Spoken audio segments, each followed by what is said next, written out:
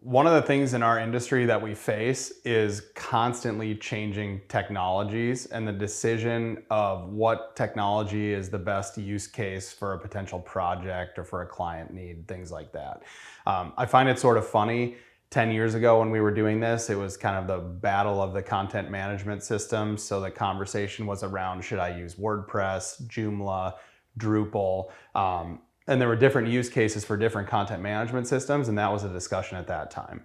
Now that, 10 or 12 years later, WordPress has really cemented as the primary content management system on the web, although there are others and sometimes a reason to use something other than WordPress. But now within WordPress, as it's become so prevalent, the conversation has become, what type of page builder do I want to use in my WordPress site for my use case? So it's sort of funny to kind of see how things evolve. This is a question that we get a lot. Two of the most common that we often talk through with clients are Elementor and Divi. And I'm going to go through just some of my observations of when Elementor is best to use and when Divi is best to use. The first thing that I want to say is both are great options. We use both very frequently here at Northwing, but there are different strengths and different drawbacks. And here's what I've kind of noticed as we've worked through. So Elementor overall, I believe, is more dev focused. So Elementor is a better fit for websites that are managed by developers. Obviously, we still want to have a good design, but the reason for this is Elementor is lighter. So there's less overall scope in terms of when you install Elementor on a WordPress site.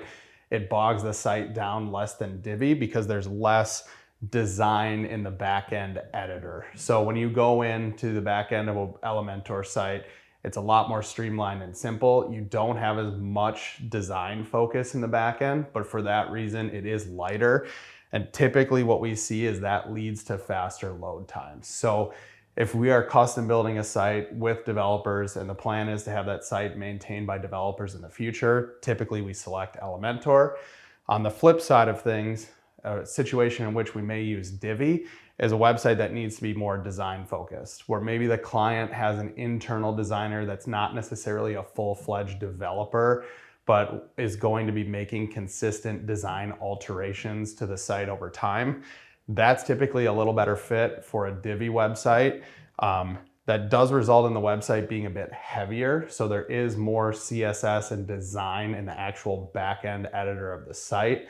But what that allows is that designer to make more substantial changes faster than with an Elementor site. So the simplest way to think about this is, I believe WordPress site that's managed by developers, Elementor is probably a better fit. If it's a WordPress site that's primarily managed by designers with only development work done on it periodically, then I think Divi's a better fit. So I hope this has shed a little bit of light on kind of the Elementor versus Divi debate. Like I said, we use both all the time, but these are just some observations of where one may be better fit. Thanks.